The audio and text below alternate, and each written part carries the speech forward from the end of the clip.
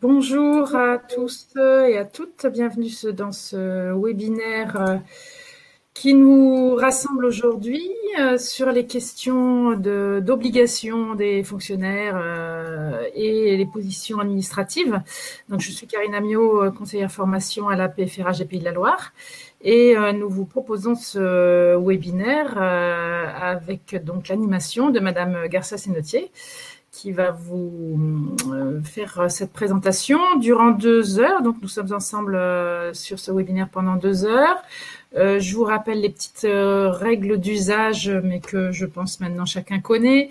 Donc, sur ce webinaire, vous avez la possibilité d'utiliser le chat participant qui se situe sur votre droite. Donc, n'hésitez pas à poser vos questions au fil de l'eau. Donc, vous savez que vous n'avez pas de possibilité d'intervenir en audio, parce que voilà, il y a pour le moment 22 personnes, mais a priori, normalement, on attend un petit peu plus de 35 personnes. Donc, ce ne serait pas possible de se mettre en mode audio. Ce webinaire est enregistré. À l'issue de ce webinaire, vous recevrez le lien de la part de Webikeo qui vous permettra de revisionner donc le replay. Et vous recevrez aussi le lien pour télécharger le support que Madame Garcia-Sénotier vous a préparé. On a convenu avec Madame Garcia-Sénotier que les questions que vous poserez au fil de l'eau, on fera un petit temps, plusieurs moments en tout cas durant ce déroulé de webinaire pour balayer les questions. Sans doute un certain nombre de vos questions au fil de l'eau trouveront leur réponse dans la présentation. Donc c'est pour ça qu'on vous incite à poser vos questions au fur et à mesure, et on fera en sorte que l'ensemble de vos questions trouve réponse, soit dans le contenu du déroulé des webinaires, soit dans des réponses que Madame Garcia-Sénotier vous fera au fur et à mesure. Voilà, je pense avoir tout dit, Madame Garcia-Sénotier. Je vous laisse la parole et je vous dis à tout à l'heure. Merci beaucoup, Karine, et bonjour à toutes et à tous. En quelques mots, je suis Catherine Garcia-Sénotier, je suis formatrice depuis 32 ans maintenant auprès de la fonction publique. Je dirais le fonctionnaire est mon cœur de métier et mon cœur d'intervention. Et l'objectif aujourd'hui de cette formation, justement, c'est de vous présenter à la fois les obligations et les positions des fonctionnaires. Alors effectivement, comme vous le voyez ici même, d'ailleurs, je l'ai intitulé connaître les obligations et les positions des fonctionnaires. On pourrait l'intituler aussi entre posture et position, puisque le but c'est vraiment de vous sensibiliser sur le fait que un fonctionnaire n'est pas un être humain comme les autres, j'allais dire. Vous voyez, à titre d'illustration, je suis souvent jury de concours, et il y a une question que j'aime bien poser justement dans les jurys de concours, c'est pensez-vous que le fonctionnaire soit un citoyen comme les autres? Non, parce que justement, même si oui, le fonctionnaire est un citoyen, eh bien, le fonctionnaire se doit quand même d'avoir non seulement une posture particulière, puisque le fonctionnaire va être amené à connaître, à devoir respecter un certain nombre d'obligations qui ne sont pas là par hasard, d'ailleurs, et qui ont effectivement été créées pour permettre à celui-ci de mieux dispenser ses missions de service public. Et puis, le fonctionnaire n'est pas non plus régi par les règles qui sont les règles du Code du travail, vous le savez bien entendu. Et à ce titre, le fonctionnaire va être géré dans un cadre de position administrative. Donc effectivement, on va naviguer pendant ces 2 heures entre les postures du fonctionnaire et les du fonctionnaire. L'objectif étant de faire quelques zooms d'actualité, puisque vous le savez sans doute, la loi transformation de la fonction publique a modifié un certain nombre de choses et a justement rappelé un certain nombre d'obligations du fonctionnaire et a remodelé un certain nombre de positions de ce même fonctionnaire. Alors, PowerPoint, effectivement, vous sera transmis, hein, aucune difficulté. Moi, je vais vous promener, hein, un petit peu autour de ce voyage entre posture et position administrative du fonctionnaire. N'hésitez pas, au cours de la formation, à poser des questions via le chat. Je ferai effectivement des petits points, hein, et l'idée sera que je ferai des coupures à l'issue desquelles vous aurez justement la possibilité d'avoir les réponses à ces questions. Ce que je vous propose toutefois, c'est dès que vous avez une question, n'hésitez pas à la mettre dans le chat. Et on a convenu effectivement avec Karine Amiot que eh bien je ferai des temps de pause, et au moment de ces temps de pause, eh bien elle m'indiquera vos questions et on pourra justement répondre à l'ensemble de ces questions. Mais bien entendu, n'hésitez absolument pas à les poser, hein, le but étant qu'il n'y ait aucune frustration en la matière. Alors, je vous le disais, vous parlez du statut de la fonction publique. Eh bien, c'est revenir sur un certain nombre de points, à savoir, vous êtes régi par des règles particulières et par un cadre statutaire qui est en cours d'évolution, étant bien entendu que dans ce cadre statutaire, vous y trouvez justement des droits et des obligations et le rappel des caractéristiques principales de ce qu'est un fonctionnaire et de comment fonctionne la fonction publique. Alors, si je vous parle ici justement du statut, eh bien, premier point à avoir à l'esprit, le statut, vous le connaissez forcément, parce que pour certains d'entre vous, vous êtes titulaire, peut-être que pour d'autres, vous êtes contractuel ou vous êtes stagiaire, mais quoi qu'il en soit, vous êtes au service du public, vous accomplissez vos missions de service public au sein de l'administration et auprès de l'administration. Vous savez donc que vous êtes régi par un cadre statutaire qui date des années 80, sur lequel nous allons revenir, et qui, pour faire un lien avec l'actualité, est en cours d'évolution. Pourquoi est-il en cours d'évolution? Eh bien, on a tout récemment eu une loi en 2019, la loi du 6 août 2019, qu'on appelle également la loi transformation publique. Alors le terme transformation, il est quand même relativement fort, hein, puisque on veut, l'ambition, hein, de ce texte, c'est de conserver le statut de la fonction publique, parce que c'est pas une loi suppression, hein, du statut. On est sur une loi transformation de la fonction publique. Donc l'ambition est grande, puisque il s'agit non seulement de conserver le statut de la fonction publique, mais de le faire évoluer, de l'adapter, et surtout de lui permettre d'actualiser et de répondre beaucoup plus à des problématiques qui sont des problématiques actuelles. Du statut de la fonction publique, eh bien, le point, c'est que fin de l'année 2021, être la fonction publique. En effet, on reprochait justement souvent au statut de la fonction publique d'être très éparpillé et d'être inclus dans des lois, dans des décrets pour la fonction publique d'État, territoriale, hospitalière, avec des règles pour les titulaires, pour les contractuels, ce qui veut dire que quelqu'un qui travaille par exemple dans le domaine RH est souvent obligé d'aller à la pêche des documents puisque on n'avait pas un recueil précis de l'ensemble de ces règles statutaires.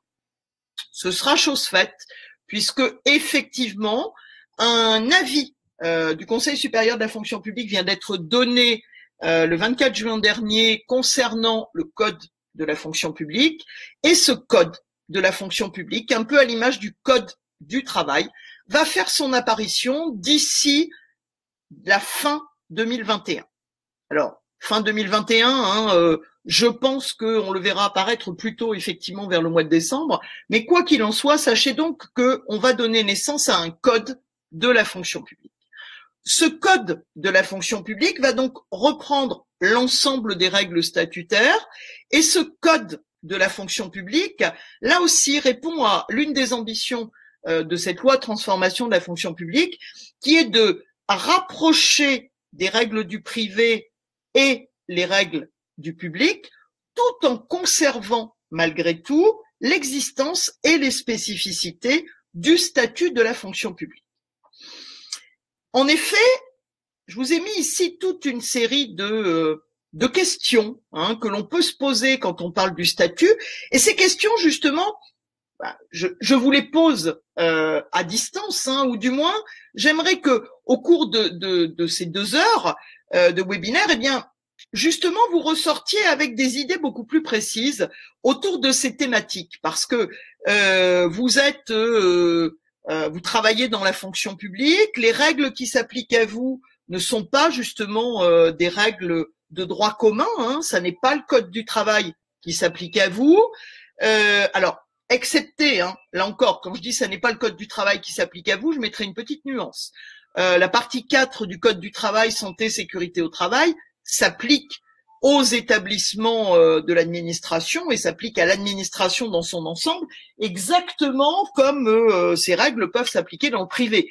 Bien entendu, l'administration est votre employeur et se doit de garder ces règles de santé, sécurité au travail et de les appliquer et de vous placer dans une situation dans laquelle vous allez justement être protégé, comme tout à chacun ou comme tout salarié. Pour autant, c'est donc le statut qui s'applique à vous et on peut se poser plein de questions autour du statut. J'ai mis ici différentes questions. Pourquoi y a-t-il un statut? Qui est concerné par le statut? Nous allons le voir justement. Quels mots on peut mettre derrière le statut et quels enjeux aujourd'hui pour le statut et quelles réformes demain pour le statut? Alors, je dirais que dans ce que je viens déjà d'évoquer, j'ai répondu un peu à l'envers aux questions que je vous pose. Quelle réforme demain pour le statut? Bien, je viens de vous l'annoncer. On n'est pas on est dans la continuité de la transformation de la fonction publique et de cette réforme justement actuelle que l'on connaît du statut. Et quand on dit quelle réforme demain pour le statut, eh bien c'est surtout la création de ce code de la fonction publique que on va connaître. Alors, pourquoi un statut? Pour qui un statut? Quels mots-clés derrière le statut? Quels enjeux derrière le statut? Eh bien, j'y répondrai déjà très schématiquement. Aujourd'hui, si c'est le statut qui s'applique à vous, ça n'est pas par hasard, c'est parce que vous exercez au quotidien des missions de service public. Vous devez donc répondre à des missions d'intérêt général. Les mots-clés de service public, d'intérêt général doivent bien entendu transparaître derrière le mot statut. Et puis également, eh bien, le statut répond à des principes, puisque derrière vos missions de service public, vous devez d'accomplir et de respecter 3 grands principes du service public, qui sont le principe d'égalité, le principe d'adaptabilité et le principe de continuité. Ces 3 principes, eh bien, quoi de mieux que le statut pour pouvoir réellement les mettre en application? Le principe d'égalité, en effet, vous êtes recruté selon des bases égalitaires, sur principalement des recrutements par concours. On vous applique des règles qui sont des règles égalitaires puisque vous avez des grilles indiciaires qui s'appliquent à vous. Et bien entendu, les carrières vont aussi correspondre à une évolution de carrière égalitaire dans le respect de ces grilles indiciaires. Vous avez une obligation de continuité. Là encore, le fait d'avoir des garanties statutaires et d'avoir, comme on va le voir d'ailleurs, un certain nombre d'obligations pour vous qui êtes ou fonctionnaire ou contractuel d'ailleurs, eh bien, ces obligations, elles doivent toujours être dans la logique de continuité du service public et dans cette obligation que vous avez d'assurer et de servir en continu. Et puis, vous avez également un principe dans le service public qui est le principe d'adaptabilité ou de mutabilité. Adaptabilité, très simple. Le service public doit donc répondre aux besoins d'intérêt général, doit répondre aux besoins des citoyens. Ces besoins évoluent et de même, eh bien, le service public doit évoluer et vous-même, en tant qu'agent, vous devez là aussi vous adapter. Donc, le statut, c'est tout cela. Et le statut, effectivement, aujourd'hui, doit bien entendu évoluer dans le cadre de cette logique de service public et dans le cadre de l'évolution des missions d'intérêt général. Alors, quand on parle du statut, je vous disais que vous avez un statut qui s'applique à vous. Alors, quand je dis vous avez un statut qui s'applique à vous, ça veut dire quoi? Le statut, il est récent. Alors, quand je dis il est récent, il date des années 80, hein, donc il commence un petit peu à dater, mais on est quand même sur un statut fin du XXe siècle, même si les toutes prémices du statut sont intervenues après-guerre, hein, avec en 1946, eh bien un tout premier statut qui a posé justement les bases de toutes ces postures du fonctionnaire et de toutes ces obligations du fonctionnaire. Pourquoi 46? Parce qu'on est au lendemain de la Seconde Guerre mondiale et que on a constaté justement pendant la Seconde Guerre mondiale que un certain nombre de fonctionnaires eh bien n'avaient pas suffisamment de garanties. Pourquoi? Parce qu'ils devaient obéir, parce qu'ils représentaient l'État et parce que certains d'entre eux se sont trouvés face à des situations particulièrement délicates du fait justement de cette obligation d'obéissance, je dirais, point à la ligne. On a donc mis en place en 46 un premier statut qui concernait la fonction publique d'État, qui a évolué et qui a, en 1983, eh bien, donné naissance au statut que l'on connaît aujourd'hui, c'est-à-dire au statut général. Statut général qui se compose de 4 lois, 4 titres, titre 1, titre 2, titre 3, titre 4, avec une vocation de transversalité, puisque on a un statut qui concerne les 3 fonctions publiques. Les 3 fonctions publiques sont toutes liées aux mêmes missions d'intérêt général, aux mêmes nécessités de service public, et tous les agents qui travaillent dans ces 3 fonctions publiques doivent être à même justement de respecter les droits et obligations qui sont contenus dans le titre 1 du statut. En effet, ce titre 1 du statut, c'est bien, hein, justement, les droits et obligations pour l'ensemble des agents, droits et obligations qui vont concerner, et je le précise dès maintenant, même si on va y revenir un petit peu plus tard, qui vont concerner tous les agents travaillant dans la fonction publique. Quand je dis tous les agents travaillant dans la fonction publique, ça veut dire quoi? Ça veut dire que ce statut qui inclut des droits et des obligations, si vous êtes titulaire, ce qui majoritairement concerne, je dirais, 80% des personnes qui travaillent dans la fonction publique. Si vous êtes titulaire, vous n'avez pas de contrat et vous avez donc des règles qui s'appliquent à vous, ça veut dire que votre posture de fonctionnaire doit trouver son origine dans le statut. Le statut doit être là pour vous guider, pour vous expliquer ce que vous devez faire, ce sont vos obligations, mais également ce à quoi vous avez droit et ce en quoi vous êtes protégé en tant que titulaire, il s'agit de vos droits. J'insiste sur en tant que titulaire puisque si vous êtes contractuel, si vous êtes stagiaire, par exemple, eh bien, vous avez les mêmes obligations qu'un titulaire, mais vous n'avez pas les mêmes droits, bien entendu. Je vais prendre 2 exemples. Un contractuel n'a pas droit à carrière. Il n'y a pas de grille indiciaire hein, qui fait que il va avoir une évolution de carrière garantie. Il n'a pas non plus de droit à mobilité. Hein, il ne va pas pouvoir muter, bon, même si on a maintenant une portabilité des CDI. Il reste hein, effectivement avec les seuls droits qui sont les droits inscrits dans son contrat. Donc, retenez effectivement ce principe, les droits et obligations prévus dans le statut. Pour ce qui est des droits, ça ne va concerner que les titulaires. pour ce qui est des obligations, et c'est bien justement sur ces obligations que l'on va revenir un peu plus précisément, eh bien, j'ai des obligations à partir du moment où je travaille dans la fonction publique.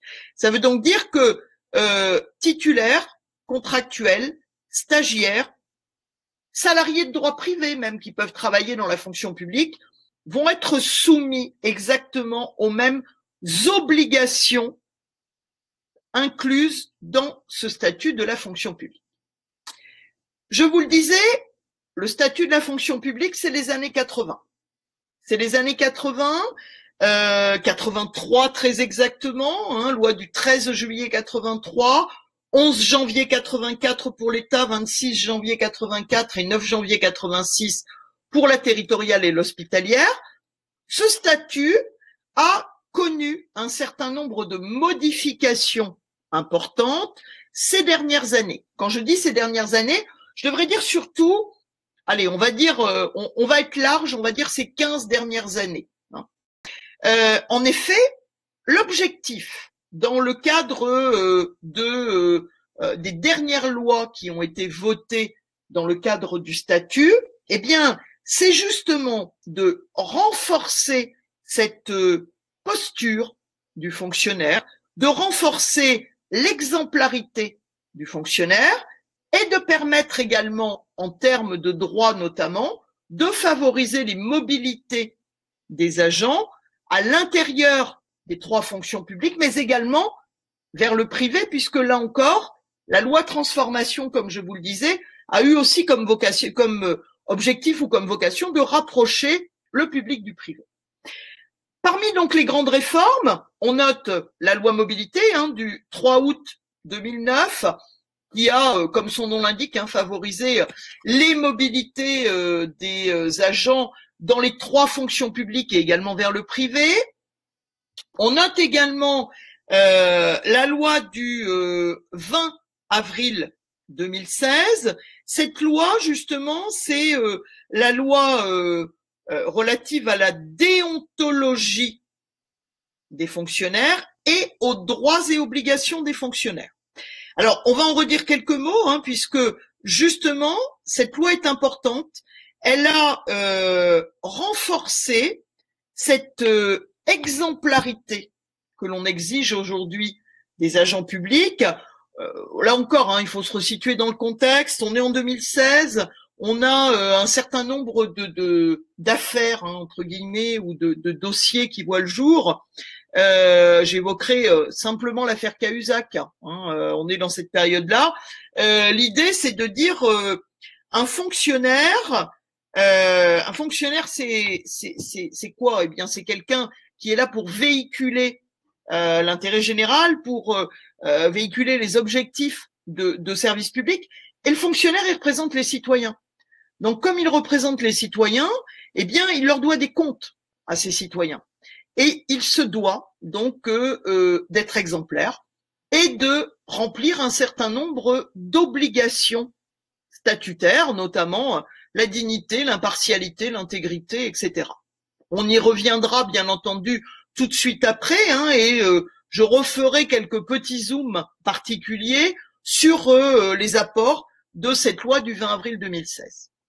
Cette loi du 20 avril 2016, elle a également, derrière ce renfort de l'exemplarité du fonctionnaire, eh bien, elle a également limité les cas de cumul d'activités entre la fonction publique et le privé. Ces éléments étant justement un petit peu plus tard redéveloppés dans un sens inverse par la loi transformation de la fonction publique. On va justement en redire quelques mots.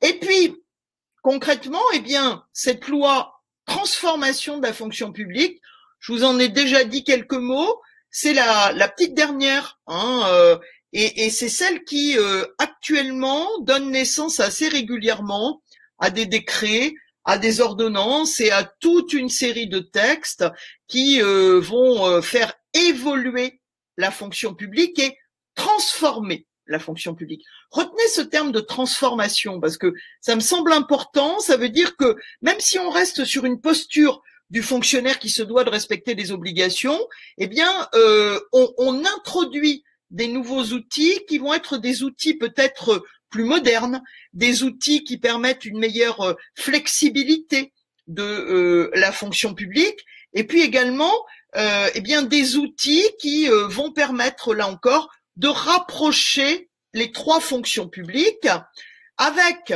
dans cette loi 4 grandes thématiques. On met en place une réforme du dialogue social un peu plus importante avec tout un travail autour du rôle des commissions administratives paritaires, des comités techniques.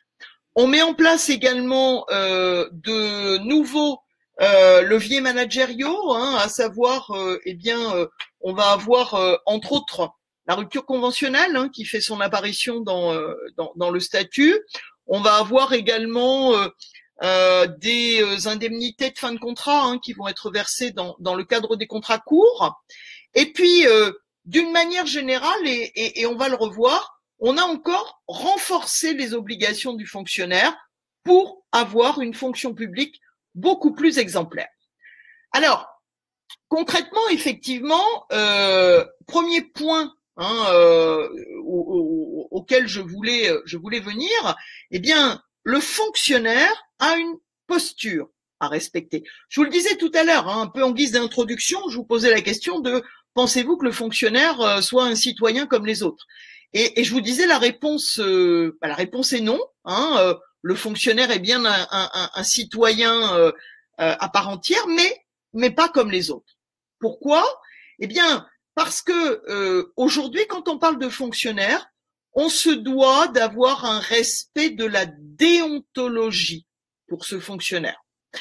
De la même manière, le fonctionnaire doit répondre à des obligations classiques pour certaines, et on va y revenir, mais à des obligations qui ont également évolué dans le cadre de la loi déontologie de 2016, derrière, je dirais plus des valeurs, c'est-à-dire que on est parti d'obligations légales qu'on a inscrites dans la loi de 83, et on est allé ensuite vers des valeurs déontologiques, ces valeurs déontologiques de laïcité, d'impartialité, de probité, de neutralité, de loyauté même. Eh bien, ces valeurs, je dirais plus que obligations, et j'insiste sur valeurs, sont donc des valeurs déontologiques qui ont permis justement de faire évoluer le statut de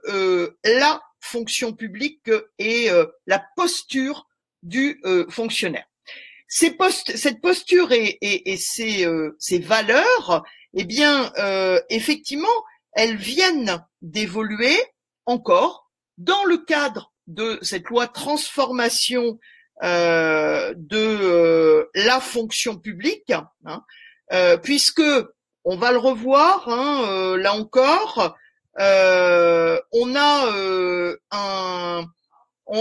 a aujourd'hui par exemple un nouveau rôle de la haute autorité de transparence de la vie publique, et on a une nouvelle lutte contre les conflits d'intérêts.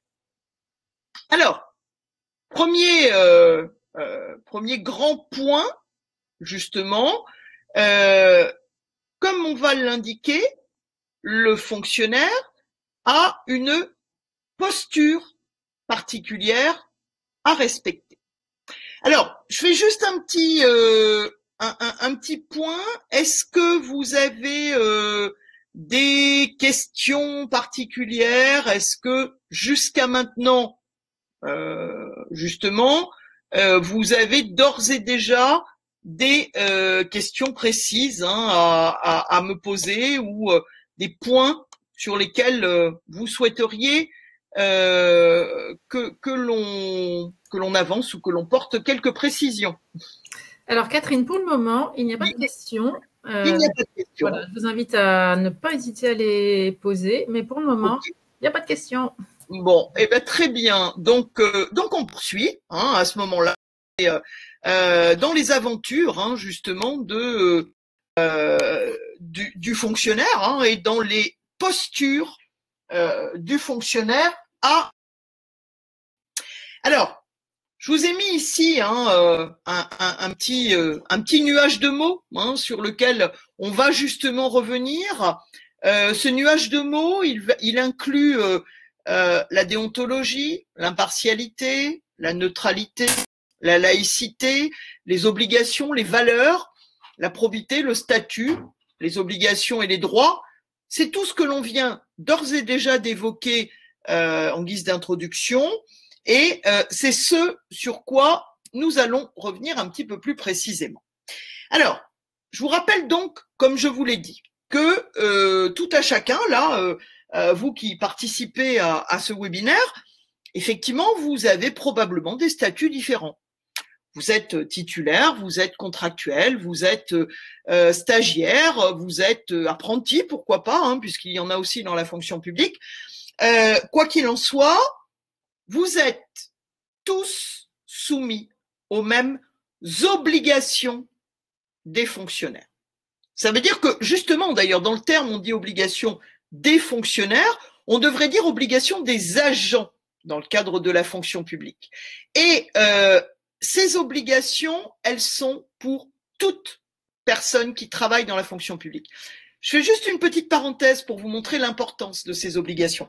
Vous connaissez sans doute, enfin vous savez sans doute, pardon, qu'aujourd'hui, quand on recrute un contractuel dans la fonction publique, on se doit d'appliquer des nouvelles règles. Ces nouvelles règles, elles découlent de la loi transformation de la fonction publique et d'un décret d'application qui est venu préciser une procédure particulière pour le recrutement des contractuels. Eh bien, aujourd'hui, quand on recrute un contractuel, on doit bien entendu faire des mesures de publicité, organiser un jury, faire un détail précis de pourquoi on a pris telle personne et pas telle autre.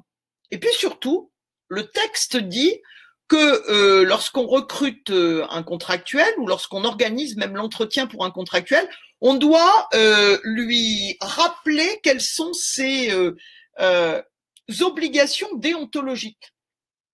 Ça veut dire que concrètement, eh bien, la personne qui est recrutée en qualité de contractuel, elle doit savoir où elle met les pieds, entre guillemets. Et on doit lui dire que si elle vient en qualité de contractuel travailler à la préfecture, à la DRETS, voilà, c'est pas comme si elle venait travailler au McDo, hein, et que derrière, il y a des obligations, il y a des règles déontologiques, il y a des valeurs particulières. Ces obligations, ces valeurs, effectivement, elles sont pour tous. Je vous ai mis ici un tableau général qui reprend justement les droits et les obligations. Alors, l'objectif ici n'est pas de vous développer les droits, mais plutôt de vous parler justement et d'insister sur ces obligations. Retenez toutefois une chose. Ce tableau vous montre que si j'ai des droits dans la fonction publique en tant que fonctionnaire, puisque les droits, justement, eux, ne vont concerner que les fonctionnaires, c'est bel et bien parce que en face, j'aurai rempli et accompli mes obligations. Je m'explique. J'ai un droit à rémunération dans la fonction publique. Alors, ça concerne les titulaires, mais aussi les contractuels, à condition que j'effectue ma mission. J'ai là aussi des droits, par exemple, à congé, ben oui, parce que j'ai travaillé et que j'ai accompli ma mission. J'ai des droits d'opinion, d'expression syndicale, j'ai un droit de grève, par exemple. Oui, certes, mais dans l'exercice de ces droits, je dois respecter mes obligations de discrétion, de réserve et de secret professionnel. J'ai un droit à protection de la santé, j'ai un droit de retrait, j'ai un droit, un accès à mon dossier individuel. Oui, mais dans le respect de la neutralité et de l'information du public, également le respect de l'obligation d'obéissance hiérarchique. Et puis enfin, j'ai un droit à formation tout au long de la vie, mais en face, j'ai une obligation de formation ou un devoir de formation. ces obligations que je vous ai indiquées ici, eh bien, d'autres vont s'y ajouter. C'est justement l'ensemble des ontologiques qui sont les vôtres aujourd'hui dans la fonction publique. Ici, vous avez justement les principales qui sont. Alors, quand on dit les vôtres, la première, justement, de servir. Alors, mais je vous l'indique tout de suite. Je vous ai mis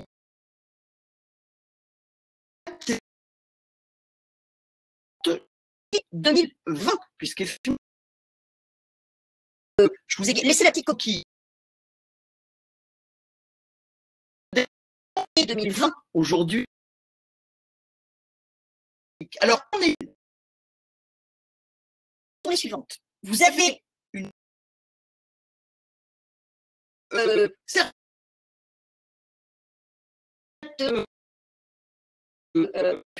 pour servir le public, pour agir dans l'intérêt général, pour vous adapter aux besoins. Ça veut donc dire que vous devez respecter également le non-cumul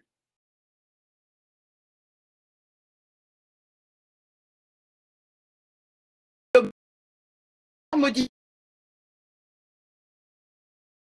en avril 2016, mais qui vient de faire l'objet d'une seconde modification.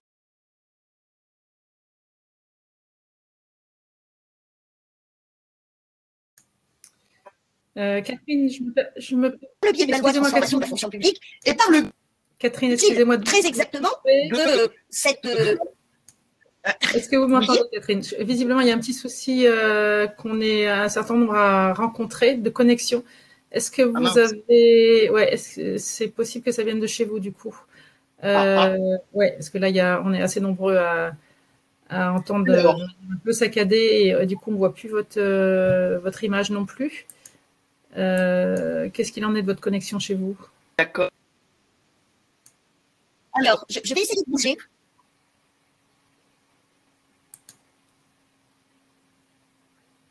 Réserve, c'est le fait qu'un fonctionnaire doit agir avec modération, avec prudence. Il doit rester neutre. Il doit, politiquement, par exemple, ne pas critiquer son administration, ne pas non plus avoir une attitude qui porterait atteinte à l'image que l'on pourrait se faire d'un fonctionnaire. Il ne doit pas tremper dans des affaires pénales, il ne doit pas non plus être justement dans un cadre où on pourrait avoir une mauvaise image du fonctionnaire. Le fonctionnaire doit également informer le public, c'est même son cœur de métier, puisque le fonctionnaire doit satisfaire aux demandes d'information du public. Là encore, sauf bien entendu, s'il devait être amené à violer le secret professionnel ou la discrétion professionnelle. Madame Garcia, j'ai trouvé peut-être un biais. J'ai été obligée de transformer votre document en PDF. Oui. Je ne sais pas si vous le voyez là, à l'écran. Oui, je le vois. En revanche, je ne sais pas où vous en êtes. Et je ne sais pas si vous pouvez utiliser... Alors, je ne peux pas utiliser les flèches vraisemblablement. Vraisemblablement, je n'ai pas accès. Alors, dites-moi où, je vais essayer de vous suivre, dites-moi où vous en êtes. Alors, pour l'instant, j'en étais aux sanctions disciplinaires. Donc, j'étais avant cette slide-là et j'étais un tout petit peu avant, pas très, un peu avant encore, un petit peu avant le réfléchissons et je pense qu'on n'allait pas tarder à réfléchir justement. C'était un peu avant aussi. Alors là, vous êtes reparti carrément au début. Puisque là, on avait les positions. Moi, j'en étais à la slide qui s'appelait... alors, est-ce que c'est bien le bon que je vous ai envoyé? J'espère. Bon. Ça c'est ce qu'on va voir juste après. Parce que... Je vous laisse dérouler, puis je le laisse ici, et puis on déroulera à partir de ça, si vous voulez. Ouais. J'étais en train de regarder si j'arrivais pas à repartager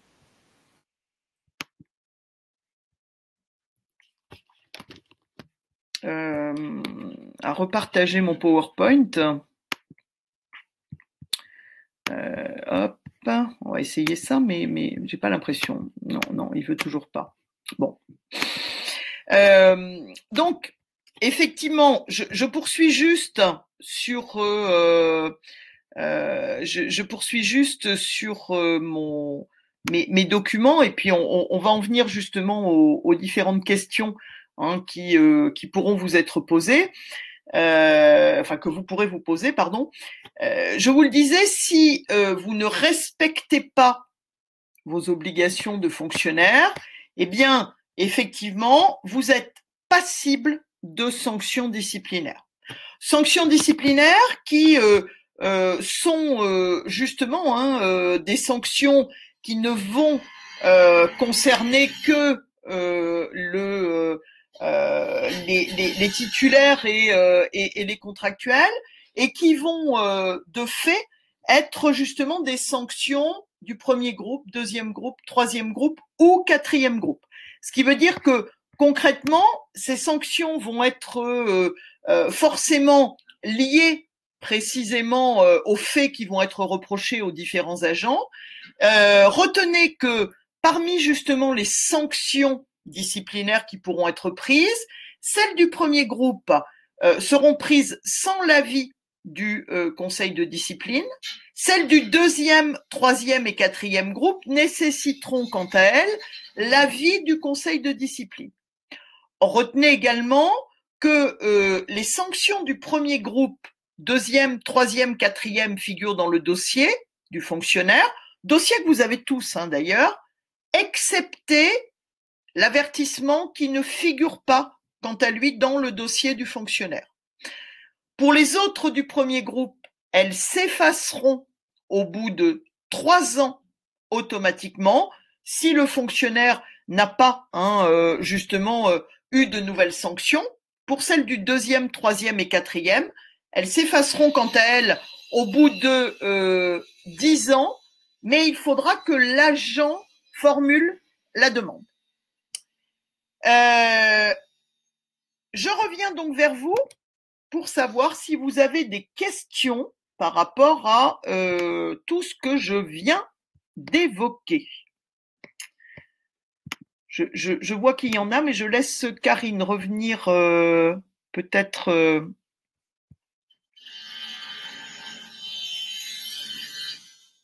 Excusez-moi, me voilà, je faisais une autre tentative.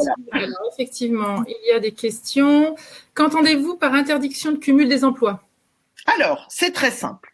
L'interdiction de cumul des emplois, ça veut dire que vous êtes lié au service public. Donc concrètement, quand vous travaillez dans la fonction publique, vous avez l'obligation de consacrer l'intégralité de votre temps à vos fonctions.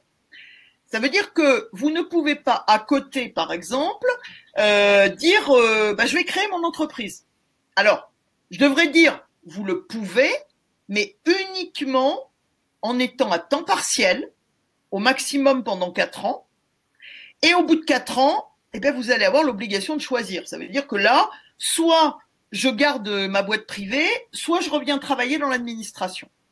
Le cumul, c'est ça. C'est je travaille dans l'administration, point.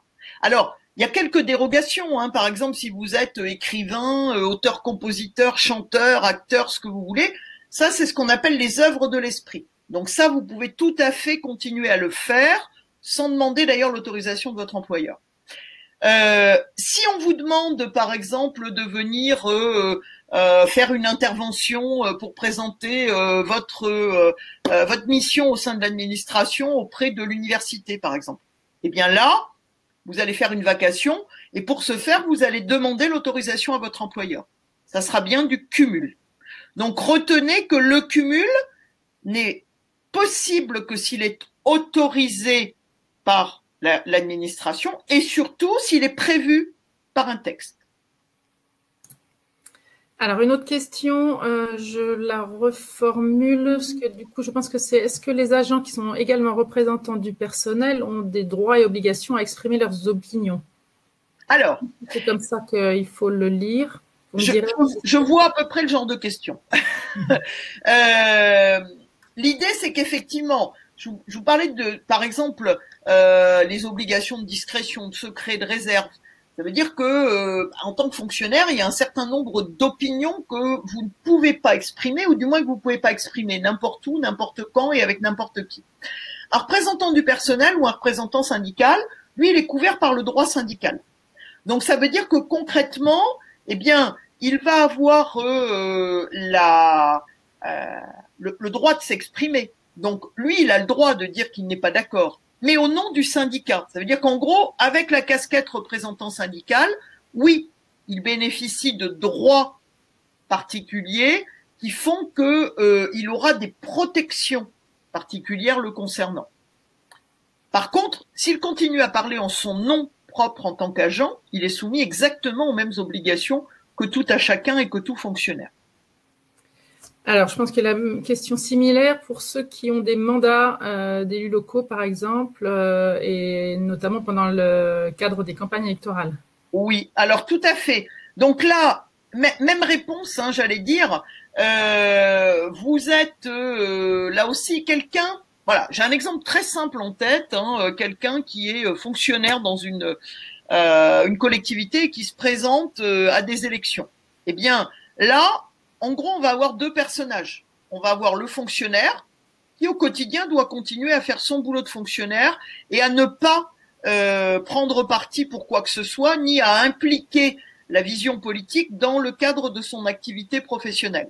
Et puis, à côté, il y aura la personne qui fera campagne, mais il faudra bien qu'elle le fasse à côté. C'est-à-dire que, à la limite, souvent on conseille à des personnes qui voudraient s'impliquer en politique et qui sont fonctionnaires de se mettre en dispo. Parce que dans certains cas, et notamment pendant le cadre de la campagne, ça peut être un moyen justement de prendre ses distances par rapport à la fonction publique et de pouvoir être un petit peu plus libre en termes d'expression. Mais pour autant, l'obligation de réserve ou le devoir de réserve les concerne également, comme tout autre fonctionnaire, bien entendu. Même si, encore une fois, comme les représentants syndicaux, ils vont avoir peut-être un petit peu plus de protection que les autres agents, mais du fait de leur droit d'expression, de leur droit syndical ou de leur droit d'implication politique. Alors, une question qui concerne le référent déontologique. Donc, je pense que M. Jean-Bernard demande si le médiateur académique pourrait être un référent déontologique. Est-ce que cette fonction de médiateur académique lui confère le rôle de référent déontologique? Je traduis la question, j'espère que je la traduis correctement. Effectivement, la notion de référent déontologue, elle est propre à chaque administration. Ça veut dire que le référent déontologue, suivant l'organisation des administrations, parfois ils sont au niveau ministériel et on va avoir, par exemple pour les préfectures c'est le cas, vous en avez au niveau ministériel, mais il y a également des délégués du référent déontologue au niveau local en général. Souvent il va y avoir des représentants locaux. Donc pour votre question au niveau académique, je vous répondrai pas de manière affirmative oui ou non, mais il est fort possible que la personne que vous indiquez remplisse également ses fonctions de référent déontologue, puisque du coup, c'est vraiment laissé à chaque structure administrative le soin de d'avoir cette présence de référent déontologue, mais à un niveau différent et parfois à une forme différente. Donc oui, peut-être, je répondrai. Alors, une autre question qui concerne la consultation de son dossier individuel. Est-ce qu'il faut avoir l'accord de son directeur pour pouvoir consulter son dossier? Absolument pas. Le dossier individuel, comme son nom l'indique, est un dossier individuel. Ce qui veut dire que tout à chacun et tout fonctionnaire a le droit, à tout moment, de demander à consulter son dossier. Alors, quand je dis à tout moment, je dirais dans le respect des procédures internes pour permettre aussi au personnel RH de pouvoir s'organiser. Ça veut dire que vous n'allez pas aller toquer à la porte du service RH en disant je veux mon dossier. Il y a en général une procédure, on vous demande souvent par écrit de mentionner que vous voudriez consulter votre dossier, mais bien entendu, la consultation du dossier, c'est un droit pour chaque agent et c'est un droit à tout moment. Donc, vous avez le droit de le consulter, vous avez le droit d'en avoir une copie également et effectivement, vous allez avoir là aussi un droit individuel. Votre supérieur est d'ailleurs même pas obligé de savoir que vous voulez consulter votre dossier. Et j'allais dire même pour aller plus loin que aujourd'hui on a une obligation à terme, hein, de mettre en place un dossier numérique. Ça veut dire le dossier papier qu'on a dans chaque administration, demain sera un dossier dématérialisé. Ce qui donc rendra sa saisine et sa consultation encore plus simple, puisque en fait, chaque agent aura un code qui lui permettra d'accéder à son dossier, mais en format numérique. Très bien. Alors, une autre question qui concerne l'interdiction de cumul d'emploi ou le cumul d'emploi. Oui. Est-ce que les activités extra-professionnelles sont concernées? Oui, pour moi, mais l'exemple qui est cité, c'est trésorier bénévole d'une association. Alors, je dirais que le décret du 30 janvier que j'évoquais avec vous, justement, lui, élargit aussi aux activités extra-professionnelles. Toutefois, il faut nuancer parce qu'il est bien entendu que vous n'allez pas dire à votre administration « est-ce que j'ai le droit d'être dans une association ?» Pour autant, c'est plus sous l'angle déontologique, c'est-à-dire que vous avez le droit d'exercer des activités qui ne sont pas à visée professionnelle ou derrière lesquelles il ne va pas y avoir une rémunération en tant que telle, mais vous devez respecter les principes déontologiques qui fait qu'il ne doit pas y avoir de prise illégale d'intérêt et qu'il ne doit pas y avoir non plus de lien qui mettrait en péril la neutralité du fonctionnaire et qui pourrait entraîner des éléments de prise illégale d'intérêt. Donc parfois, effectivement, non, il vaut mieux éviter certaines activités, même si elles ne sont pas professionnelles. Très bien. Alors là, on a une question qui concerne le secret professionnel. Donc, concerne quelqu'un qui travaille dans une DDPP. Et donc, la question, c'est nous devons communiquer nos résultats sur un site. Oui.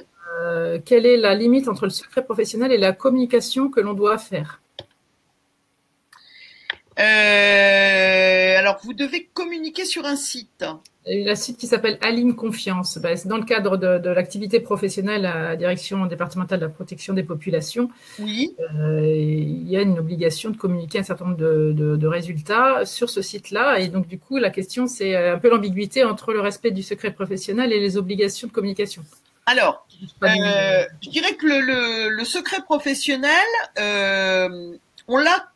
Si on l'a, c'est marqué quelque part. Enfin, quand je dis si on l'a, c'est marqué quelque part, ça veut dire que le secret professionnel, c'est par exemple le secret des travailleurs sociaux qui font que ils vont avoir des informations confidentielles qu'ils ne pourront pas divulguer à qui que ce soit. Hein. C'est le cas, par exemple, d'une assistante sociale qui va avoir un certain nombre d'informations qu'elle ne pourra pas divulguer, ou de la personne qui va être en charge des instances médicales, qui va avoir des données médicales qu'elle ne pourra pas communiquer. Donc je pense que ce que vous devez communiquer ou ce sur quoi vous devez communiquer ne met pas en péril le secret professionnel, parce qu'il est fort probable que les données qu'on vous demande de communiquer sont des données qui vont pas être secrètes en tant que telles. Une donnée secrète, ce serait par exemple de dire Monsieur X a telle pathologie. Ça, bien entendu, on peut pas le dire parce que là, on est sur un secret médical. Mais de dire par exemple aujourd'hui il y a 10 arrêts grave maladie dans mon administration, c'est pas du secret professionnel. Là, c'est de la statistique et ça ne met pas en fait en adéquation une personne et ce qu'elle pourrait avoir comme maladie. Très bien. Alors, une autre question qui concerne Alors, est-ce qu'un fonctionnaire a le droit à une mise à disposition de 50% pour occuper un emploi enseignant contractuel? Une mise à disposition de 50% pour être enseignant contractuel. Et ça concernerait un fonctionnaire? Oui. Alors, concrètement, la mise à disposition, ça tombe bien parce qu'on va le voir juste après. La mise à disposition, c'est le fait qu'une administration ait la possibilité de prêter, entre guillemets, ou de louer un agent à une autre administration. La mise à disposition, c'est ça. Donc là, dans votre question, vous évoquez le fait d'être mis à disposition pour être contractuel. L'agent, il sera pas mis à disposition en tant que contractuel. Ça, c'est pas possible. Un agent mis à disposition, ça veut dire, oui, il peut travailler ailleurs, mais en fait, ça va être inclus dans la convention de mise à disposition. Donc, ce sera pas pour faire un contrat par ailleurs. ou alors c'est pas de la mise à disposition. Ou c'est peut-être du détachement, mais même chose, on peut pas être détaché à moitié. On est détaché ou on est en activité.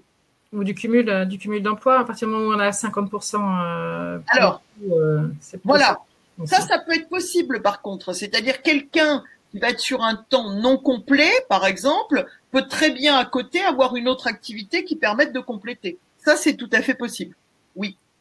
Mais attention, il y aura quand même toujours une demande d'autorisation préalable, hein, puisque on part quand même toujours du principe que dans l'administration, il y a une interdiction de cumul. Ça tombe bien, on a une question sur le cumul. Est-ce que l'ordre de mission vaut cumul? Alors, je pense que là vous faites vous faites référence, par exemple, à des personnes qui pourraient faire des vacations et qui, pour ce faire, auraient un ordre de mission. Parce que l'ordre de mission, c'est pas toujours un cumul, justement. L'ordre de mission, c'est simplement la justification qu'à un moment ou à un autre, un agent peut exercer une mission ailleurs que dans son cadre ou que dans son administration, qui est normalement son administration classique. Donc pour moi, un ordre de mission, c'est simplement la matérialisation du fait qu'on autorise un agent à aller ailleurs, mais on ne l'autorise pas forcément à travailler ailleurs. L'autorisation de cumul, c'est bien une autorisation de cumul. Donc, il y aura peut-être autorisation de cumul et ordre de mission. Il y aura les deux. Alors, la dernière question avant qu'on redémarre, puisqu'il est déjà 15h15, ça concerne à nouveau le référent déontologique. Quelles sont les conséquences pour un établissement s'il n'y a pas de référent déontologique? Eh bien, ça veut dire que l'établissement ne respecte pas la loi, ni le décret, puisque c'est prévu par la loi du 20 avril 2016. On a un décret d'avril 2017 qui est venu préciser justement à quoi servait le référent déontologue. Donc, légalement, toute administration doit avoir un référent déontologue. Alors, elles ont été un petit peu longues hein, à créer les référents déontologues. Moi, j'en vois de plus en plus. Hein. C'est-à-dire qu'effectivement, quand j'interroge les uns les autres, on me dit « Ah oui, effectivement, ils existent. » Donc, j'allais dire, si vous n'en avez pas, ou du moins vous pensez ne pas en avoir, regardez de plus près. Je ne serais pas étonné qu'il y en ait qui se cachent quelque part. Et effectivement, vous en avez peut-être. S'il n'y en a pas, normalement, oui, l'administration devrait le mettre en place. Mais attention, ils sont peut-être au niveau ministériel. Hein. Ça peut être au niveau central dans certaines administrations. Chacune a sa propre organisation en la matière. Voilà pour les questions pour le moment. Très bien.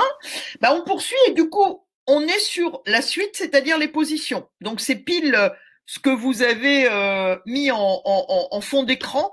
Donc, du coup, ça peut permettre, si vous le voulez bien, de le dérouler. Et comme ça, on aura justement l'ensemble des positions, hein, puisque je pense que c'est effectivement ce document-là qui va être concerné.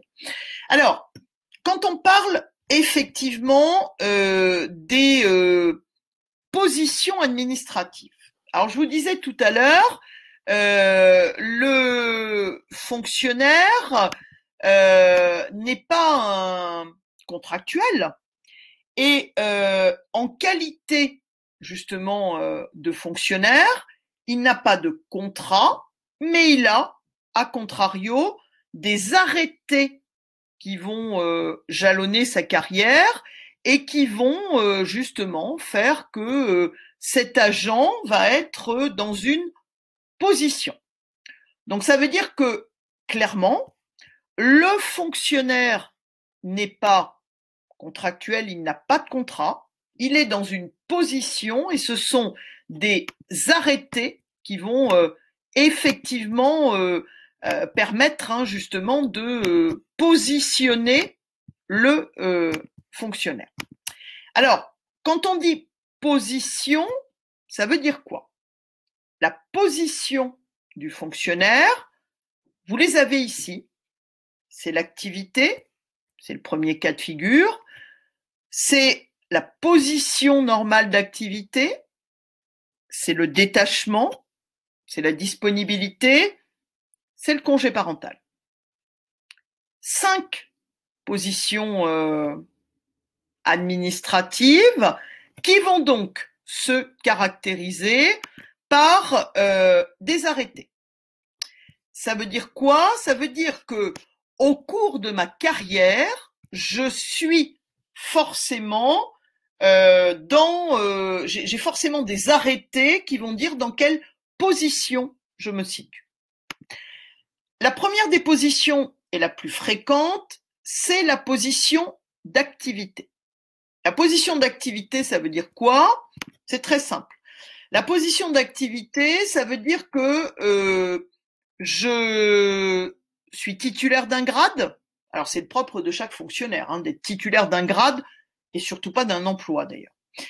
J'occupe un emploi correspondant à mon grade. Je suis payé pour ce faire. J'ai un déroulé de carrière, hein, donc ça veut dire que j'ai des avancements d'échelon, je peux bénéficier d'avancements de grade, puis je cotise pour la retraite. Ça, c'est l'activité. Alors attention, parce que l'activité, ça ne veut pas dire, quand je suis en activité, ça ne veut pas dire que je travaille effectivement. Alors c'est un peu compliqué, hein, le vocabulaire parfois dans la fonction publique. Un agent en activité, on se dit, il travaille. Eh ben non, parfois l'agent en activité ne travaille pas. Par exemple, si je suis en congé, je suis en activité. C'est-à-dire je ne travaille pas effectivement, mais je suis en activité. Je vous donne un exemple très simple. Un agent qui est en congé maladie, pendant son congé maladie, il va continuer à avoir un avancement d'échelon. Il va continuer à être payé. Il va continuer à cotiser pour la retraite. Mon agent revient d'un congé maladie, il va retrouver son poste. On ne va pas libérer son poste. Donc, un agent en congé est aussi en activité. C'est le cas également pour des agents qui seraient en autorisation d'absence, pour des agents qui seraient en décharge d'activité de service. On est là aussi sur de l'activité. Quand j'exerce mon activité, eh bien, je travaille sur une logique de 1607 heures, hein, puisque dans la fonction publique, on a justement cette logique de 1607 heures, c'est-à-dire 35 heures hebdomadaires, étant entendu, là encore, que je peux, malgré tout, demander à travailler à temps partiel. Petite particularité, dans la fonction publique, il existe 2 catégories de temps partiel. Le temps partiel de droit, très simple. Je le demande, je remplis donc les conditions pour l'obtenir, je l'obtiens. Exemple, je donne naissance à un enfant et jusqu'au 3e anniversaire de l'enfant, eh bien, je peux demander un temps partiel de droit. Entre 50 et 80%, c'est le propre du temps partiel de droit. Temps partiel de droit peut être accordé également pour donner des soins à un conjoint, enfant à charge, handicapé ou nécessitant la présence d'une personne. C'est le cas également pour un agent handicapé qui bénéficie d'un temps partiel de droit. Le temps partiel discrétionnaire, c'est tout le reste. C'est-à-dire que quand je veux demander à être à mi-temps ou à 80% parce que j'ai envie de prendre un peu de temps pour moi, c'est du temps partiel discrétionnaire. Ça veut dire que l'administration pourra me l'accorder ou pas. C'est le cas, par exemple, pour le temps partiel création d'entreprise. Temps partiel création d'entreprise, typiquement, c'est pas du temps partiel de droit, c'est du temps partiel discrétionnaire. Petite particularité également, eh bien, quand je suis à temps partiel, je peux demander à revenir travailler à taux plein. Ça ne pose aucune difficulté, puisque concrètement, le temps partiel, c'est l'agent qui le demande et c'est l'agent qui, à un moment ou à un autre, peut aussi cesser sa demande de temps partiel. Quand je suis en activité, je peux également justement être mise à disposition. Alors le terme mise à disposition, ça veut dire quoi? Eh bien, c'est ce que j'évoquais là il y a quelques minutes avec vous. La mise à disposition, c'est le fait que lorsque, par exemple, je travaille dans une administration, j'ai la possibilité de travailler ailleurs pendant ma période d'activité dans mon administration, mais parce que l'administration a décidé de passer une convention de mise à disposition avec une autre structure. Je vous donne un exemple très simple, vous pouvez être mis à disposition d'une association ou mis à disposition d'une autre administration. Auquel cas, c'est très simple, la mise à disposition, c'est le fait que je peux tout à fait par le biais de cette convention de mise à disposition, être prêté, entre guillemets, ou loué à une autre structure. Pour autant, je vais continuer à être justement en activité dans mon administration d'origine.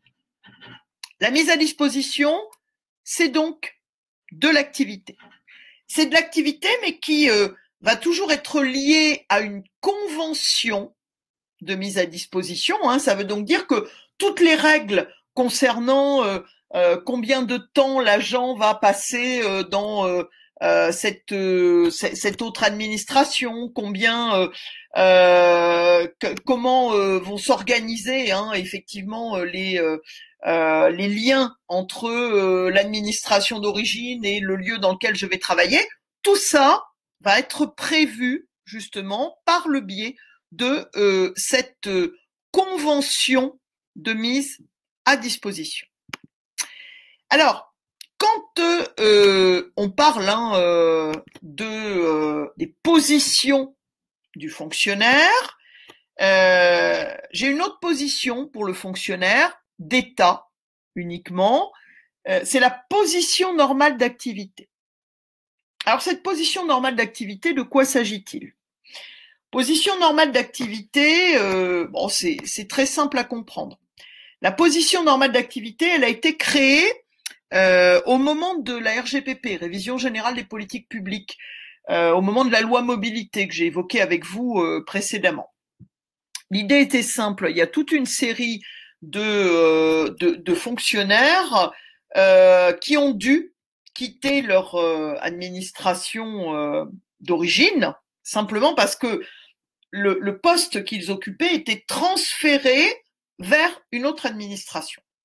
Bon, ça a été le cas, par exemple, de ministère de l'Équipement. Le ministère de l'Équipement, il a disparu corps et biens, avec justement des missions qui ont été redispatchées vers le ministère Écologie Développement Durable, vers le ministère de l'Intérieur, vers les ministères sociaux, etc. La position normale d'activité, l'idée c'était de dire à l'agent, pas de panique, vous allez conserver votre poste puisque votre mission va être transférée à un autre ministère. Et même si ce nouveau ministère ne vous apporte pas les mêmes avantages, notamment en termes de carrière, régime indemnitaire, etc., on va vous prévoir une disposition intermédiaire qui fait que vous allez continuer à être géré par votre administration d'origine pour ce qui est de la carrière et pour ce qui est également du régime indemnitaire. Donc, vous allez continuer à avoir votre régime indemnitaire de l'administration d'origine. Vous allez continuer également à avoir une gestion de carrière de votre administration d'origine. Par contre, c'est bien l'administration d'accueil qui va vous payer et qui va vous gérer au quotidien. Donc, on est un peu sur une situation un peu entre la mise à disposition et le détachement. L'agent, il continue à être géré par l'administration d'origine pour la carrière et le régime indemnitaire, et effectivement à être payé par l'administration d'accueil pour la rémunération et la gestion quotidienne, je devrais dire. Sachant que, justement, cette position normale d'activité, donc elle va prendre la forme d'un arrêté, et initialement, quand je dis initialement, avant la loi transformation de la fonction publique, les agents qui étaient mis en position normale d'activité étaient mis en position normale d'activité sans durée précise. Hein. Ça veut dire que on était mis en position normale d'activité, point. Aujourd'hui justement, dans le cadre de la loi transformation de la fonction publique, on a justement fait évoluer un petit peu les choses, puisque aujourd'hui, on a des positions normales d'activité qui sont prévues pour des périodes de 3 ans. Ça veut donc dire que l'agent pourra tout à fait être mis en position normale d'activité, mais pour une durée de 3 ans. Et au-delà de ces 3 ans, en gros, il aura la possibilité de dire est-ce que je souhaite revenir ou est-ce que je souhaite poursuivre ma position normale d'activité. Alors, c'est quelque chose qu'on a mis en place dans le cadre de cette loi de transformation.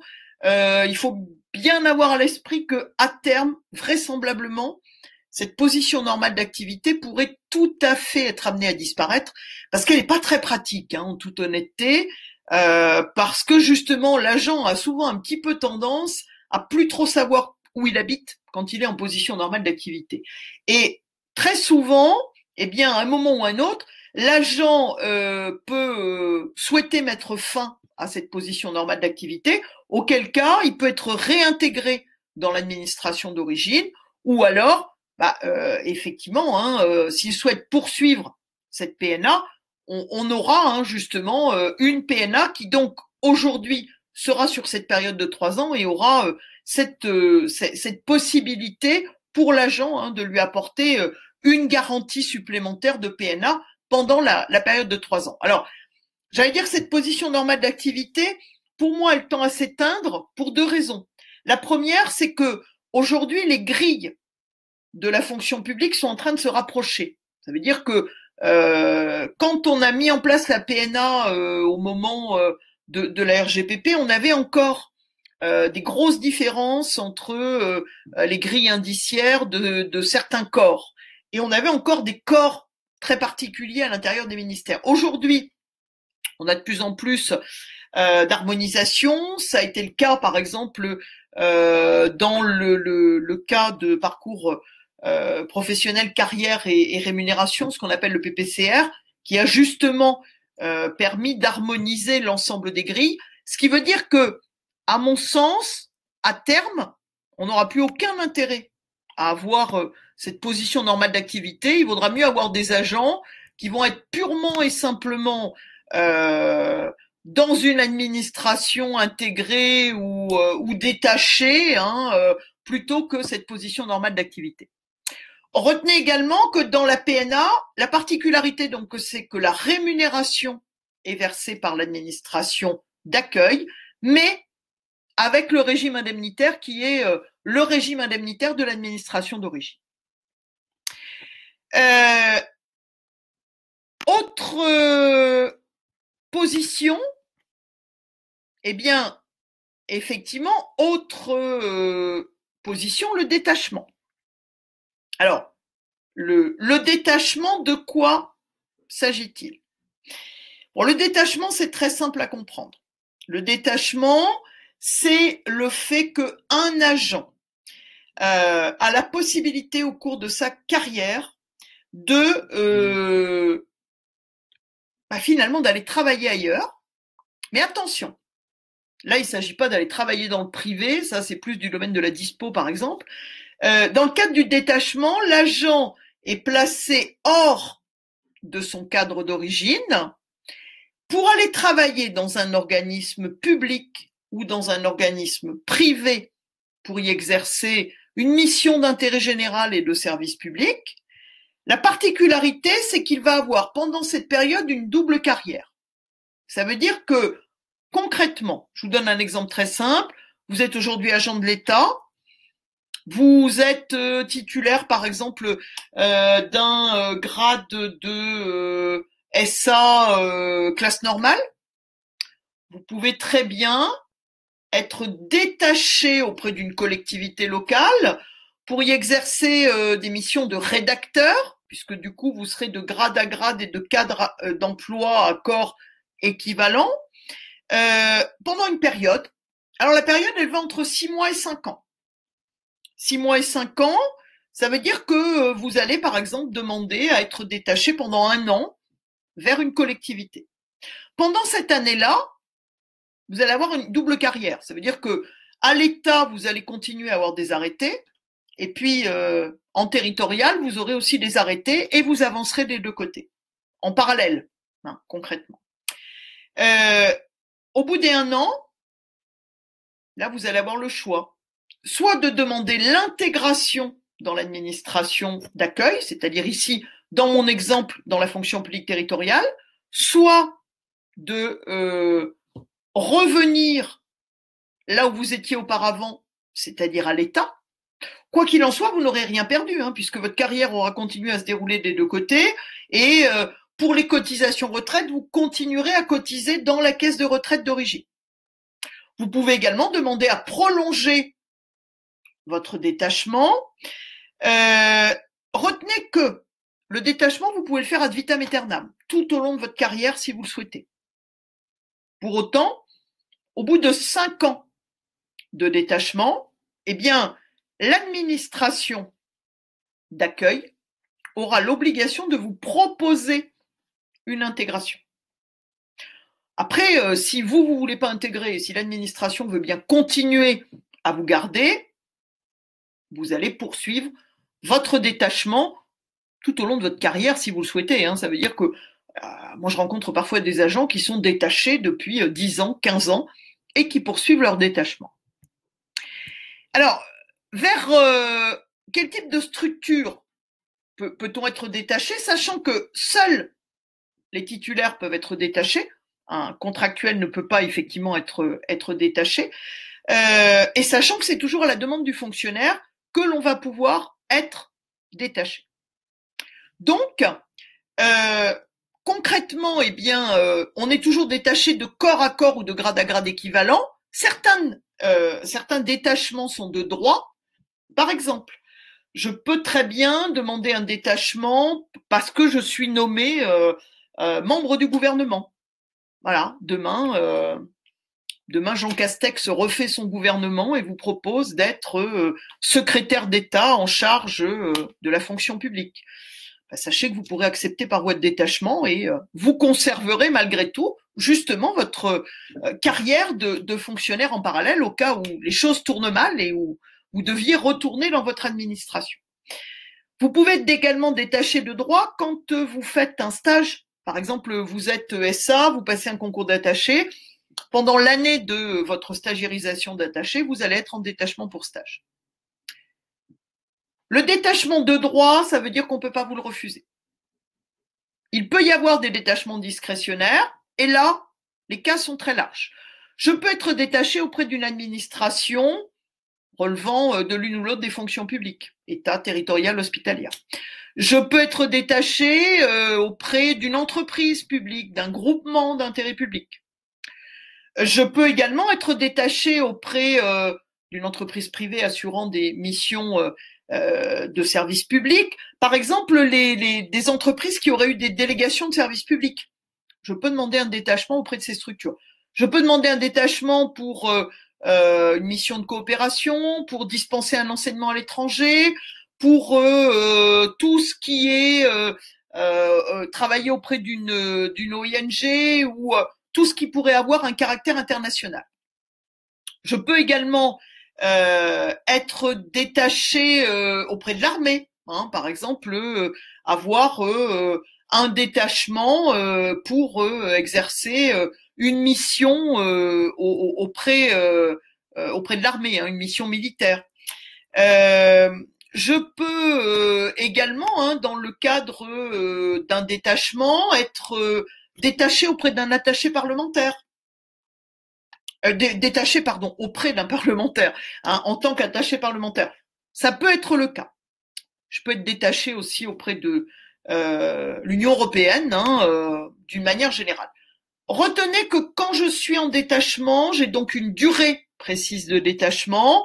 Je travaille dans une administration, ce qui veut dire que, effectivement, dans le cadre de cette administration, je vais justement avoir une mission particulière et je serai géré par mon administration d'origine et de fait, eh bien, les conditions de travail au quotidien seront celles de mon administration d'origine.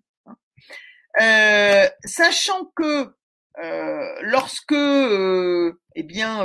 j'ai un détachement, j'ai bien cette double carrière, je continue bien à cotiser dans la caisse de retraite d'origine et là encore, je peux enchaîner un nombre de détachements relativement important tant que tout le monde est d'accord, concrètement. Alors, là où il peut y avoir des points précis à regarder dans le détachement, c'est le régime indemnitaire, puisque le régime indemnitaire est celui de l'administration d'origine. Je vous l'ai indiqué, donc au bout de 5 ans, on vous propose une intégration dans le cadre de votre administration d'accueil, si effectivement vous le souhaitez, mais vous n'êtes pas obligé. Sachant que attention aux fins anticipées, on n'a pas forcément intérêt justement à revenir beaucoup plus tôt que prévu dans l'administration dans laquelle vous étiez auparavant, puisque normalement vous avez un délai et c'est à cette période que vous devez précisément revenir. On en vient maintenant à la disponibilité, sachant que la disponibilité, de quoi s'agit-il? Eh bien, la disponibilité, c'est classiquement le congé sans solde. La disponibilité, c'est le congé sans solde. Alors, je vois en même temps, je regarde les slides et je vous ai renvoyé, Karine, le PowerPoint, parce que celui que je vous ai renvoyé en premier, là, qui est diffusé, à mon avis, c'est la version intégrale. Je vous ai renvoyé la version light. Donc, la disponibilité, c'est quoi? La disponibilité, c'est effectivement le congé sans solde. La disponibilité, c'est le fait qu'au cours de sa carrière, un agent ait la possibilité de faire autre chose. Alors, faire autre chose, c'est quoi? Faire autre chose, ça peut être, j'ai envie de m'arrêter, de travailler dans la fonction publique pour aller travailler dans le privé. Ou j'ai envie de m'arrêter de travailler dans la fonction publique pour m'occuper de mon enfant de moins de 12 ans, où je veux suivre mon conjoint, ou tout simplement, je veux faire un break. Tous ces éléments sont des éléments qui, effectivement, vont pouvoir être des éléments de disponibilité. Quand je suis en dispo, je ne cotise plus pour la retraite. Attention. Quand je suis en dispo, je vais, là encore, ne plus être payé par mon administration. Je ne vais pas non plus avoir une carrière qui se déroule. Attention toutefois. Depuis le décret du 28 mars 2019, eh bien, on a modifié un certain nombre de règles sur la disponibilité. Très schématiquement, aujourd'hui, si quelqu'un veut travailler dans le privé et que cette personne travaille dans le privé pendant une disponibilité et qu'elle exerce cette activité professionnelle pendant maximum 5 ans. Pendant ces 5 ans, je vais avoir une garantie de continuité de carrière. Quand je dis garantie de continuité de carrière, Ça veut dire que pendant effectivement ces 5 ans, je vais avoir une évolution de carrière qui va se faire si je fournis les justificatifs comme quoi je travaille dans le privé. Mais ça ne durera que 5 ans. Au bout de 5 ans, si je veux par exemple encore bénéficier de dispo pour convenance personnelle pour 5 ans supplémentaires, il faudra que je revienne 18 mois dans la fonction publique avant de pouvoir éventuellement à nouveau avoir 5 ans de carrière, 5 ans de départ dans le privé. Donc, concrètement, ça veut dire que oui, on me garantit que pendant 5 ans, j'aurai bien une évolution de carrière, donc je vais continuer à avancer l'échelon. Mais au bout de 5 ans, là, il faudra que je choisisse. Soit je continue à travailler dans le privé, soit je me dis, non, finalement, je reviens dans la fonction publique, soit, je peux revenir 18 mois dans la fonction publique et à nouveau repartir 5 ans pour travailler dans le privé. Ce qui en pratique ne se fera pas, puisque le but, c'est quand même d'avoir des situations qui vont peut-être plus rapidement se solutionner pour l'ensemble des fonctionnaires qui souhaiteraient justement prendre des dispos pour peut-être faire autre chose à un moment ou à un autre.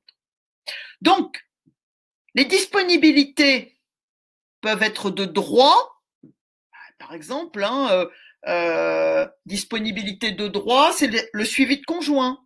C'est s'occuper d'un enfant de moins de 12 ans, c'est s'occuper d'un conjoint ascendant, descendant, handicapé, etc. Dans ce cas-là, encore une fois, de droit veut dire qu'on me l'accorde. Si je pars travailler dans le privé pendant 5 ans, je fournis les pièces justificatives et j'aurai une évolution de carrière. Les dispos qui ne sont pas de droit peuvent être refusés, donc c'est par exemple la convenance personnelle, c'est par exemple reprendre des études, créer une entreprise, etc.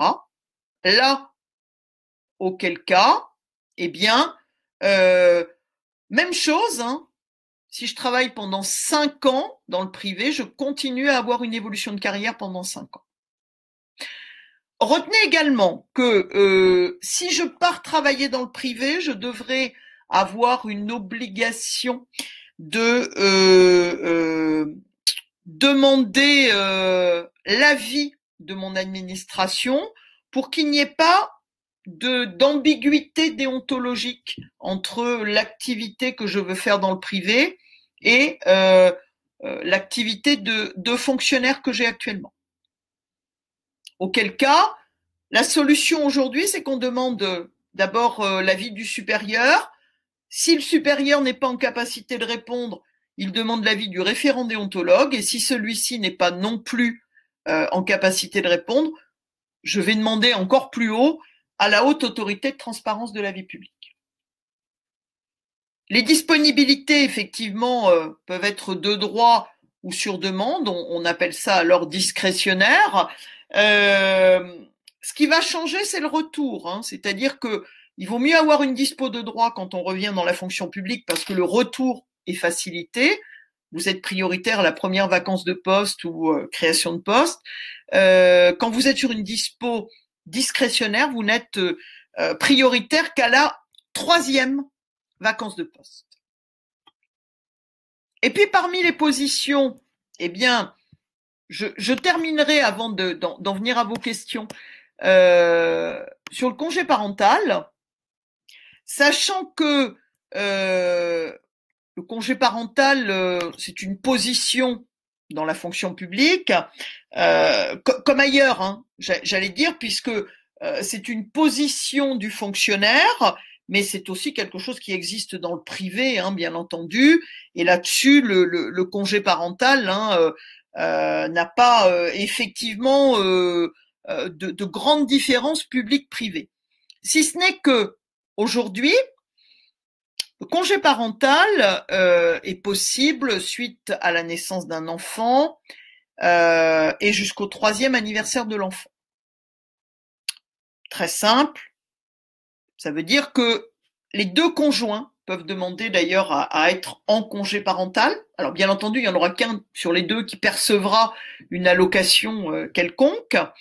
Pendant le congé parental, aujourd'hui, la règle est simple.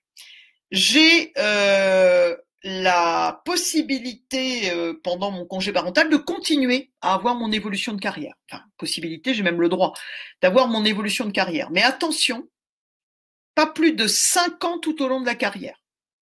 Jusqu'à il y a quelque temps, c'était pendant 1 an, j'avais mon évolution de carrière, et dans les 2 ans qui suivaient, j'ai avancé 2 fois moins vite. Aujourd'hui, j'ai effectivement une garantie, dans le cadre de mon congé parental, de 5 ans de déroulé de carrière.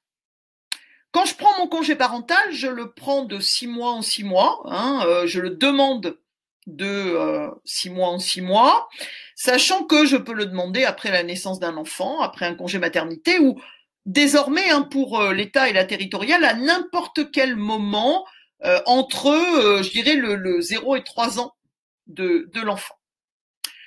Notez donc que dans le cadre de cette période de congé parental, je vais donc avoir une évolution de carrière garantie pendant 5 ans maximum tout au long de ma carrière, sachant justement que pendant cette période, je vais continuer également à bénéficier d'un certain nombre de droits. Alors, quand je dis bénéficier d'un certain nombre de droits, eh bien, effectivement, quand je suis en congé parental, je peux bénéficier de formations dans le cadre de la formation continue, je peux faire des bilans de compétences, je peux faire des VAE.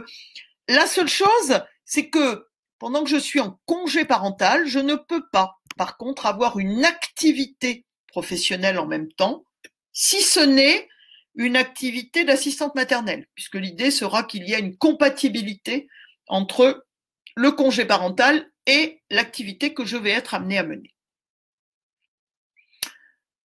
Voilà donc pour les positions des fonctionnaires. Donc 5 positions: activité, PNA, détachement, disponibilité, congé parental. Retenez donc que elles ont pratiquement toutes évolué avec la loi de transformation de la fonction publique. Le but, c'est que quand je prends une dispo, je la prenne, mais pas trop longtemps, c'est-à-dire que je choisisse à un moment ou à un autre, est-ce que je pars, est-ce que je reviens. Le congé parental, même chose, c'est ne pas non plus en prendre trop, parce que finalement, je sais qu'en 5 ans maximum, on me conserve mon déroulé de carrière, mais pas au-delà. Le détachement, c'est un moyen aussi de faire de la mobilité entre plusieurs fonctions publiques. La PNA, je vous le disais, elle tend à disparaître, et l'activité va être la position la plus courante du fonctionnaire. Je reste donc à votre écoute des questions que vous pourriez avoir. Alors, les questions. J'ai une question par rapport à une situation particulière. Est-ce normal d'avoir à faire un préavis de 3 mois pour un temps partiel de droit? Et en l'occurrence, c'était la naissance d'un enfant. On revient un petit peu en arrière, mais... Alors, le préavis, oui, il est logique pour une question d'organisation du temps de travail, enfin de l'organisation du service. Ce qui veut dire que préavis et de droit, pour moi, c'est pas incompatible. Le fait que ce soit de droit, ça veut dire qu'on ne pourra pas vous le refuser.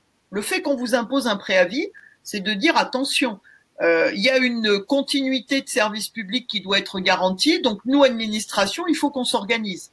Donc, il faudra que vous fassiez la demande effectivement 3 mois à l'avance.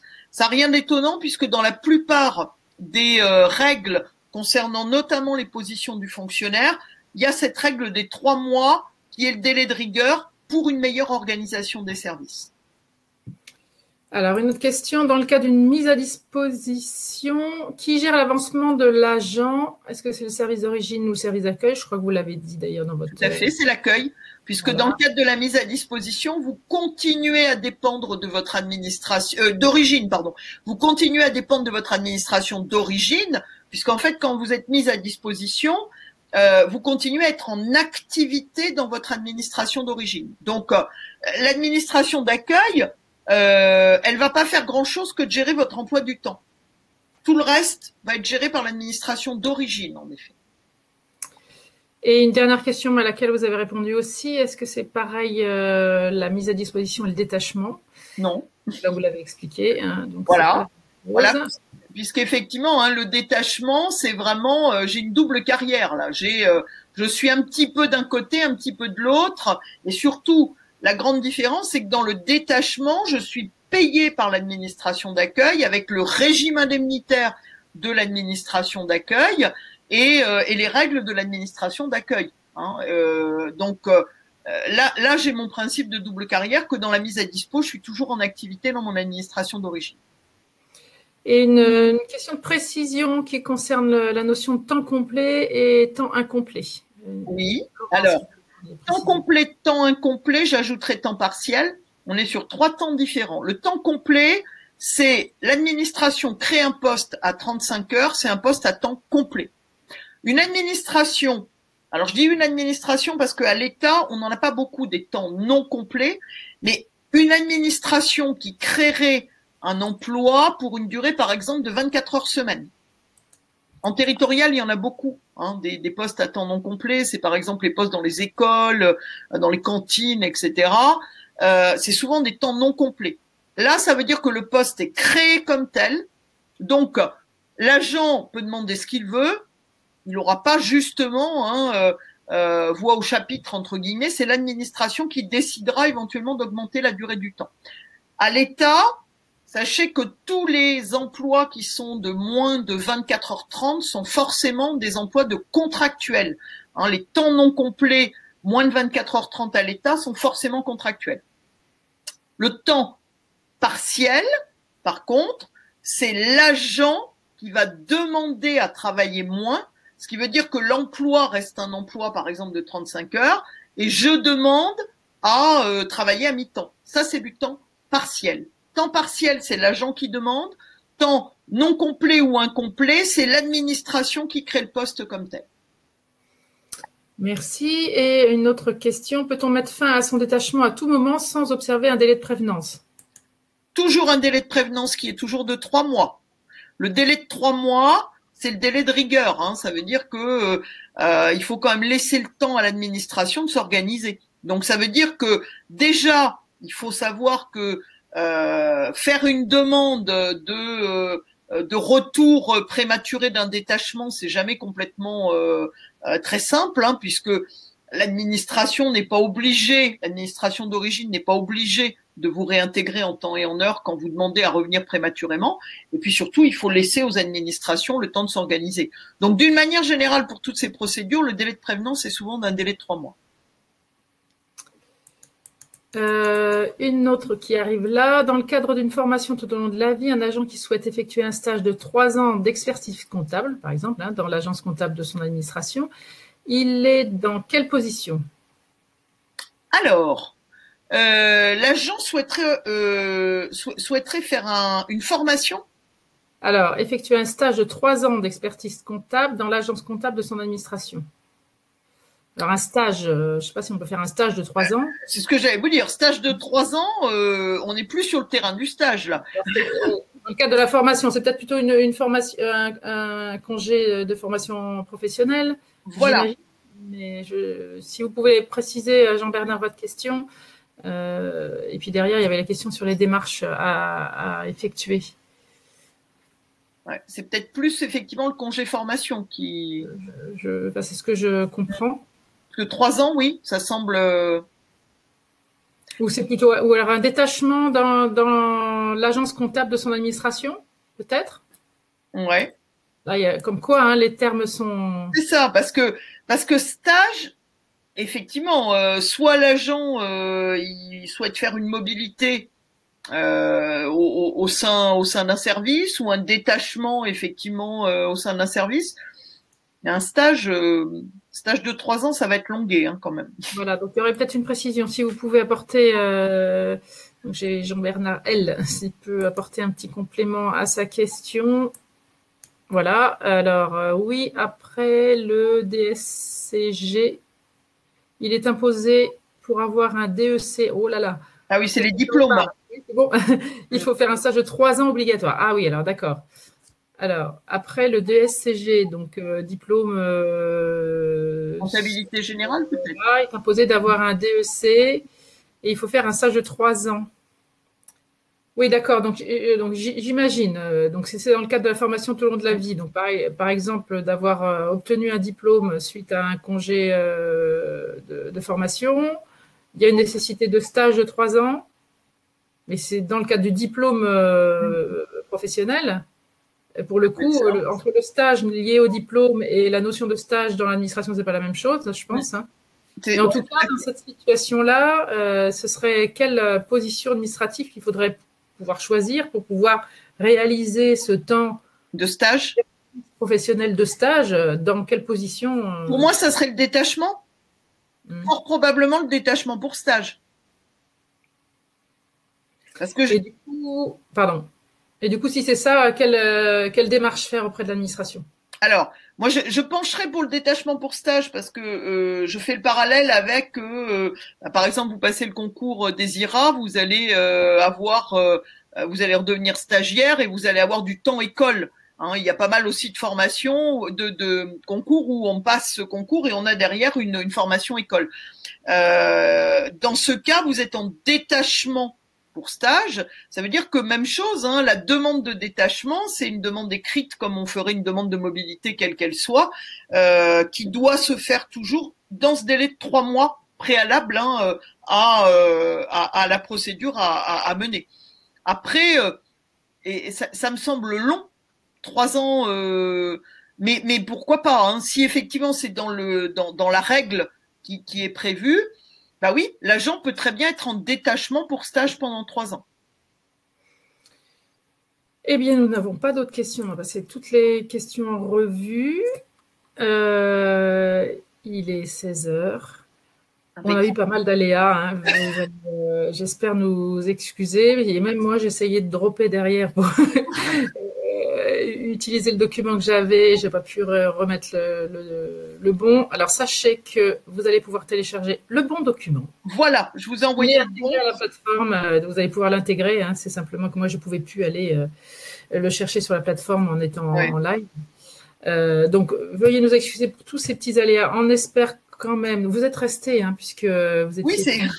Oui, vous êtes restés jusqu'au bout, donc voilà, vous avez forcément eu des réponses à vos questions. Si jamais, et je peux me permettre peut-être, Madame Garcia, vous avez mis dans votre document vos références mail. Est-ce que justement pour pallier un peu tous ces petits soucis qu'on a eus, s'il y a des questions un peu plus précises, est-ce que on peut permettre avec grand plaisir, j'assure toujours le service après-vente. C'est pour ça que je mets mon adresse mail. Donc surtout n'hésitez pas. Hein, effectivement, ça peut être à la relecture du document aussi où vous dites ah bah oui tiens telle chose. J'aurais bien aimé poser une question. Donc il faut absolument pas hésiter en effet. Alors on me dit pas de document téléchargé. Si il va être disponible à l'issue du webinaire, vous allez recevoir un lien, vous pourrez télécharger le document, comme vous pourrez revisionner le replay. Voilà, écoutez, merci Madame Garcia-Sénotier pour cette intervention. Merci à tous d'avoir participé, d'être restés jusqu'au bout malgré tout ça. Et on garde toujours la bonne humeur parce que les aléas techniques, on en a tous, que ce soit des outils, mais en général, c'est plutôt des questions de connexion. Là, ça va être un souci de connexion et après, il a fallu rattraper. Mais on s'en sort toujours. Merci beaucoup et je vous souhaite une bonne fin de journée. Merci à vous. Bonne fin de journée à tous. Au revoir.